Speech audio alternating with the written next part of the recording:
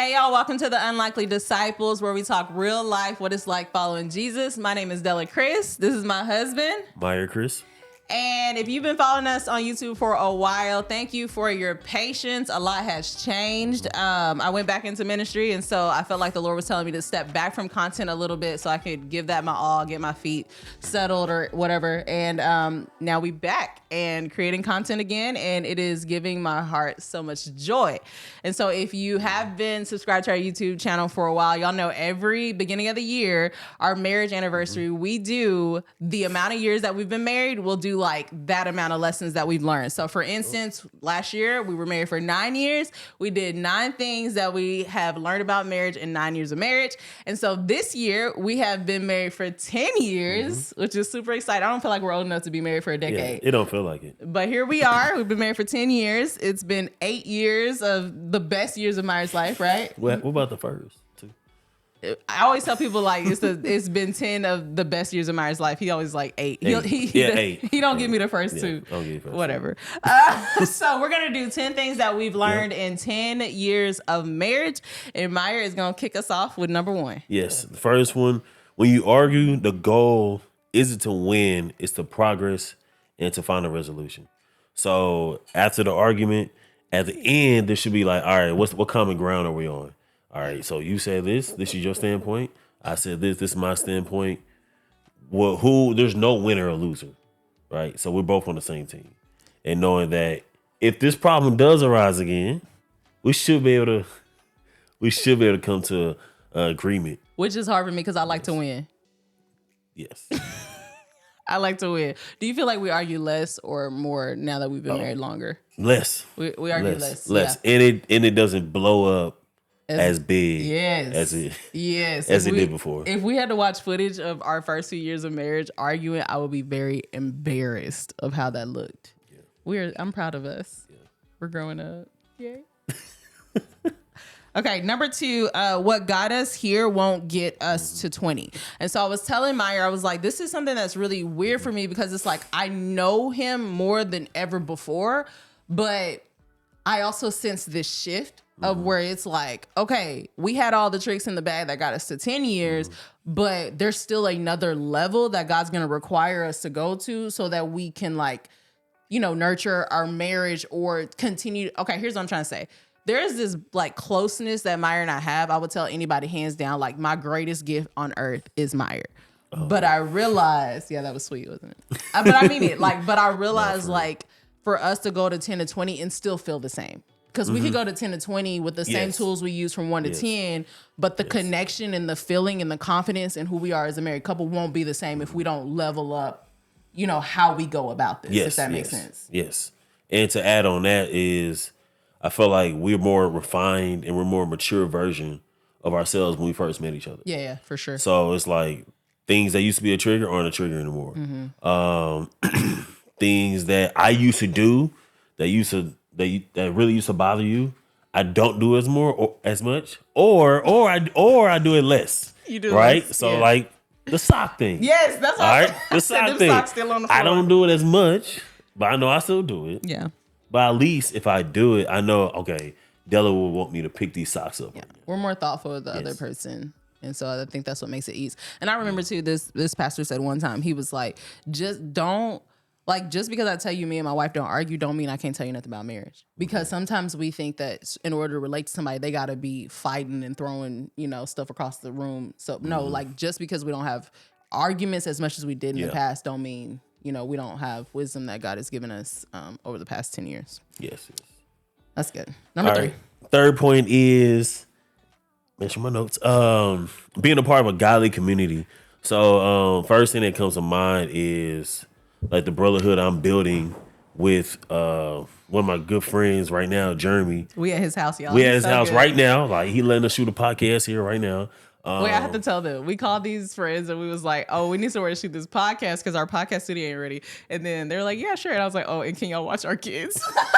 And they say yes. I'm like, oh, these are forever that's friends. Some real ones. Yeah, God's good. But just me and him linking up every Friday, just calling each other, talking, how our week is going, the ups and downs of the week has been a straight blessing for me.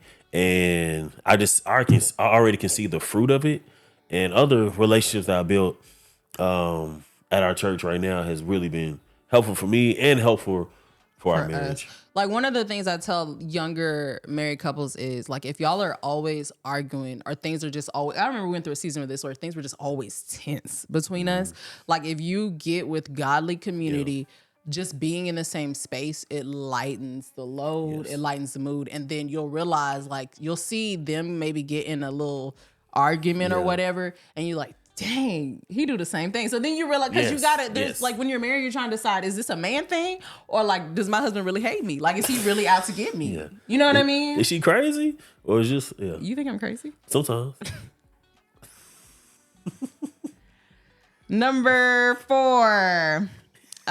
Okay, so the temptation for independence is real. So one of the things that we've talked about on one of these videos before is like, the strength of our marriage, I contribute to togetherness. Like anytime, like our marriage, our family, like we try to do things together.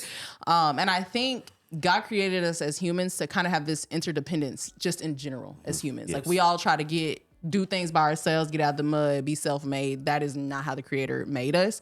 And then I think in marriage, that's like a whole nother level of this interdependence that God wants us to have. Now, I'm not talking about like codependency, some weird stuff. That's not what I'm talking about. But there should be this level of like, in order for me to do everything that God called me to do, I need you and I want you there. And I feel like for some reason, I don't know what it is about hitting that 10-year mark. I don't know if it's the arrogance or whatever, but it's more tempting to be like, you know what? Like, especially say we get in an argument, like, you do you. And I'm gonna do me. So I don't know if it's the age of the kids. I don't know what it is, but I can see why people decide, no, I don't do that, she do that. You know what I mean? Like couples that just do everything separate. It's starting to make more sense to my flesh. Yeah, I mean, it when you're both advancing in your careers, right? It's probably it takes more time. Like just thinking football. If I'm going from assistant to coordinator, it's going to be more demanding of me watching film, me going to different meetings. If you go from coordinator to head coach, it's more time being demanded. So even for your career, it's going to be more time demanded. So in order for both of y'all to be on the same wavelength, y'all have to communicate. So communication has to be on another level too. And that goes back to what we were saying earlier, like the same tools ain't going to get us. Yes. Because just the mere fact that our calendars are more complicated. Yes. But so... to your point too, I think this feeling of this temptation to just you do you, I'm gonna do me. I think it happens at 10 years because at 10 years, a lot of people have put in 10 years in their career. So to be real, maybe they needed each other to afford the mortgage at 1 year, but they don't need each other financially to afford the mortgage at 10 years. Yes. And so I think that's like, that pride again starts talking. It's like, you know what? I can actually do this without you. It's like, But the lack of peace though. Yeah. The lack of peace. Yeah, it ain't right. 0.5. Right. Boundaries with your kids. So the first thing that comes to mind, right, is me and Della could be trying to spend quality time together, right? Then we'll get a knock on the door. I'm hungry. What's for breakfast? I'm hungry. What can we eat for breakfast? Can we watch TV? Can we do this? Can we do that? I'm like, I'm just trying to spend time with her. And like by time we mean 15 minutes. Yeah. Because that's all we have. It's 30. like, dang, man, we were trying to be intentional about this time. Just trying to hang out, if anything. But even too, I think it's an adjustment for us because we have 4 kids aged 2 to 9. Yes. And then I think we're hitting a season where our kids talk a lot. And we want our kids to talk a lot. We have intentionally like communicated with them as they grew up because we want to know their opinions and all that. It becomes emotionally exhausting when we're in the car. We're used to being able to debrief stuff in the car, and that no longer is an option. But we do give them boundaries. Sometimes we're like, hey. That's good. Quiet. Y'all quiet on this car ride. This is a silent, reflective ride. Silent car ride. Because mom and dad need to talk to each other. And I felt guilty about that for a while. But I'm like, they need to see us choose each other. Yes. So even if we're spending quality time with each other in the morning, it's like, y'all can eat this cereal. Yes, our 9-year-old can pull down cereal. And that's not every day. Y'all can get y'all baby brother out the crib. Yeah. Well, and we don't, you gotta be careful because people be going, they got their kids parenting each other. No, it's not that deep. You know, you gotta watch that. It's been a while. You know how the internet will drag you. Okay, where we at? What number we on? 6. Number 6. Oh, this is kind of where you're talking about. But number 6 is we have to be intentional about keeping our affections towards each other. And so this is something that at least personally is a big temptation to me. We both do what we love in every aspect of our life, like main jobs, side businesses, all the things. And so the temptation can be to love that thing more than we love each other. And God is not pleased with that. So like, it sounds crazy to even say, but it's like, okay, so Myers is a football coach. It is very common in that industry to be up there all day watching film and doing all this stuff. And I could be at the church all day long if I wanted to, because a lot of times, if we're being honest, the work it takes at home is harder than the work it takes on our jobs. You get what I'm saying? Well, it requires emotional investment as well. That's what I'm saying. It's harder. Yeah. Like, it's easy for me to just, and especially you're not getting it. Nobody's clapping for us for like going through the hard things, you know, taking care of the children, learning how to communicate. Ain't nobody telling us good job. We don't get a pay raise for that. That's true. So that's why I feel like the temptation is I'm gonna lean into this because one, this don't make me mad. This being like the career, it don't make me mad. It don't upset me. The people love me, whatever it may be. But it's like if home ain't, and that's where you get into the whole people start putting on fronts, and I'm like, I can't do that. And the fruit of your labor is more evident. And at work versus at work. Oh yeah, and you can see it quicker. Yeah. Right. So I put in time in film and training the kids and this and this and that. I can see, oh, he's getting bigger. He's getting faster. We just won a game. But me raising my kids, you may not see the fruit of for 20 you years. Pouring, you praying over them. You getting up late in the middle of the night. Late in the middle of the night. Yeah. You feeding them, cooking for them. You don't see the fruit of that, and they may not even give you like your props when you get older. Them kids? The kids, oh, for sure. Right. But versus like somebody gonna come up to you if one of your kids gets faster, they're like, hey, good job, coach. Yes. Instant gratification. Yeah. So that just being like, okay, what is this about? What has God called us to in our marriage? And also I think, but to be real, somebody will probably come up to you and tell you good job with your kids before they'll tell you good job for being married to one woman for 10 years. That's true. Like men should legit be coming up to you and shaking your hand for a decade of marriage. And I doubt anybody would do that. You know what I mean? That's good. All right, number 7. That's all you. All right. Be each other's biggest cheerleaders. There should always be, and I really like this point because both me and Della had points in our careers or goals that we were trying to pursue that were difficult. But she came through where I needed her the most. I came through when she needed me the most. And you always need somebody in your corner that's always gonna support you. I just think of like boxing. If somebody out there boxing, then the bell rings, the end of the round, they have their corner man to patch him up like, hey man, do this, do that. What? I just think of that and how wow, that must be the Holy Spirit. And that person can help heal you. Yeah. Literally, the corner man, one of the guys in the corner, help heal you. Yeah, that's good. Right? So if I had a hard day at work, I can come home and Della be like, you know, but this is your calling. Like, you're called to this. Like, you have grace to do this. Like, so don't be discouraged. What you're going through is real, right? But you are the person that can accomplish X and Y and Z goal. Yeah, and that's a gift. I think it's a gift we had to work on. I remember early in our marriage, I read something. It was like, your home should be a soft place for your husband to land. And I took that and I was like, yeah, my home is not a soft place for him to land right now. And so I really worked on that over the years. And I was like, I want it to be a safe space for you. Like, you're getting hit in the world about all these things. I want this to be a place where you can lay your head down, or if something goes wrong, this is you. And I think with that though, being each other's biggest cheerleaders, it looks different. Yes. So sometimes when I'm at the church, I will have somebody say, oh, where's Meyer? And they don't mean no harm. Yeah. And so, you know me in my mouth, this is my response. I will be like, oh, Meyer's at home raising our children. Yeah. Right? Because I said nobody, and one of the guys, I said, I don't mean to be rude. I said, but listen, nobody asked Meyer where his kids are right when he's about to run on the field. Yeah.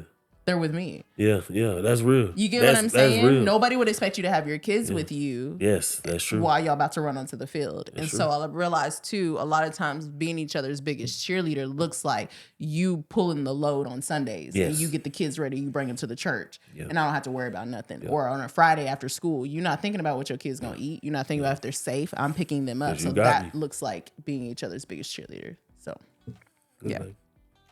Thanks, son.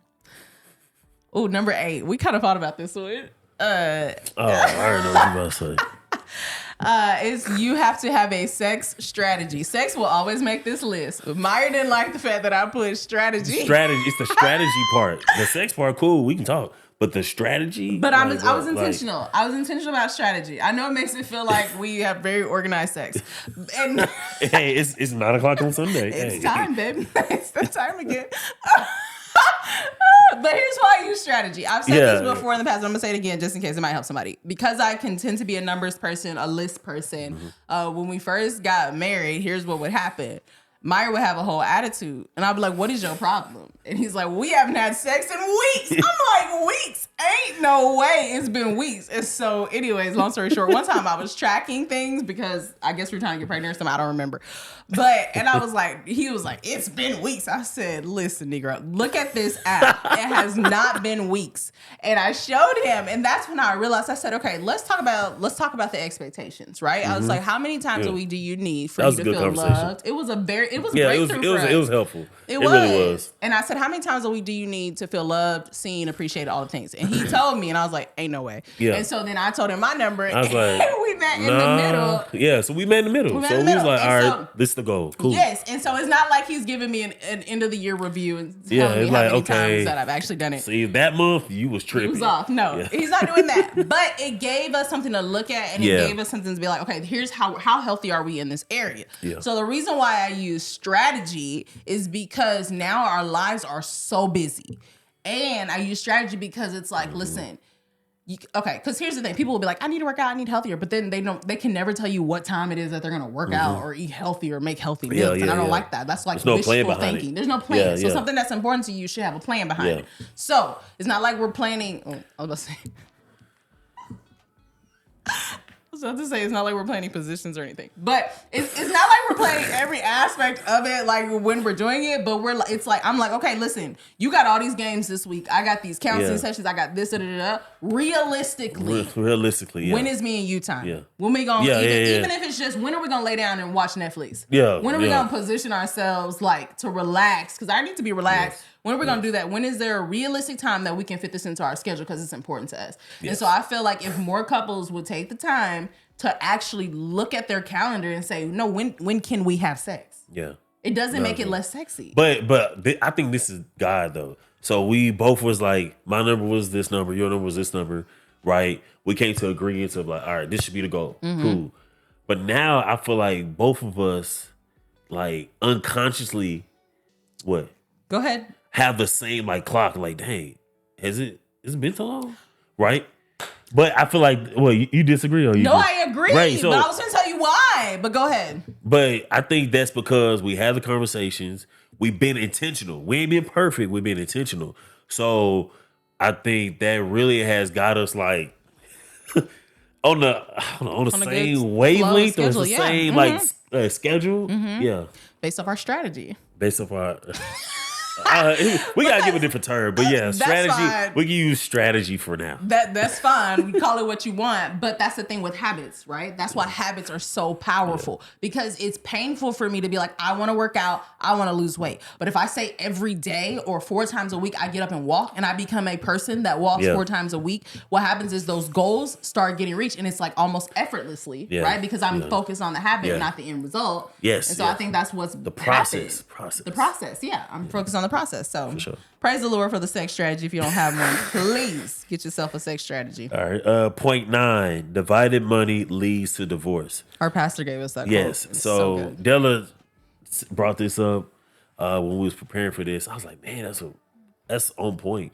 Because really, if you just think about if y'all money is divided, there's one thing that can create, at least one thing that can create division in your marriage, right? Because if your money is divided, all right, I might have a spending habit that she don't know about. Yeah. Right? But if it's together, then my spending habit, she at least can catch wind of it, right? So it just where your what's the I'm gonna misquote the scripture.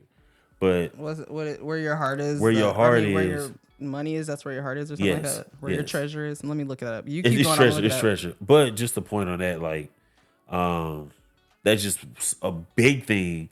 Shoot, a lot of marriages shoot, and off of financial reasons.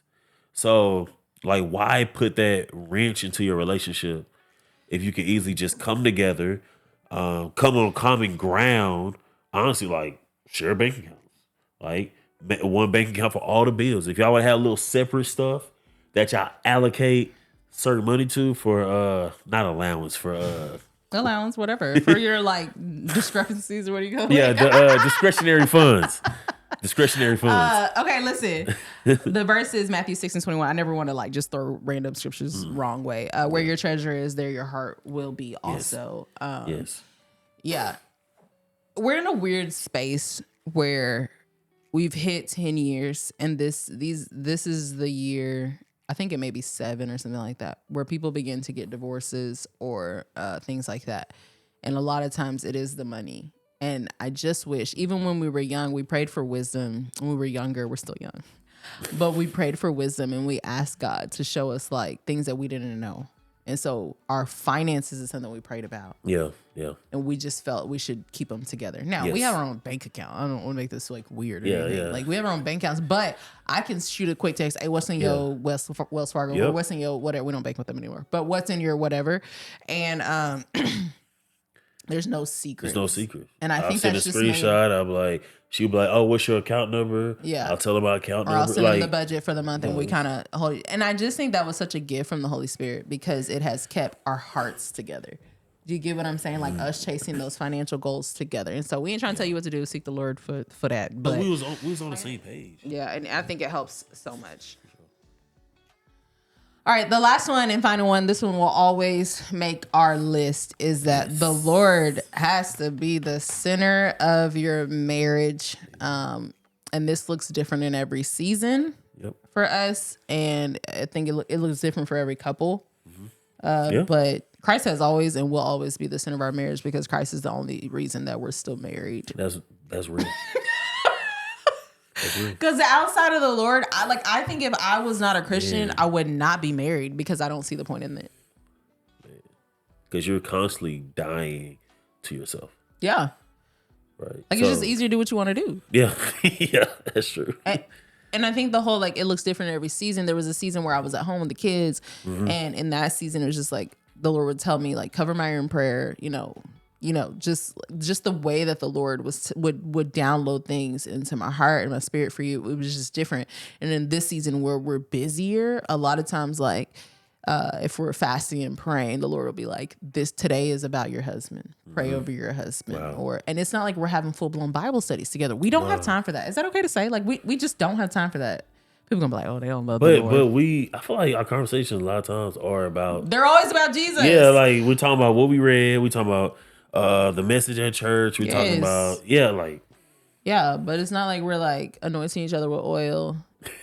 that could be taken different ways. But like Christ is the center. Like when we get in an argument, when we decide what to do with our money, when we're deciding like somebody's trying to, interrupt our marriage or trying to tell us what to do, we like, nah, we good. Yeah, you can move with that, bro. Yeah, and if you don't follow Jesus, then we don't want your marriage advice.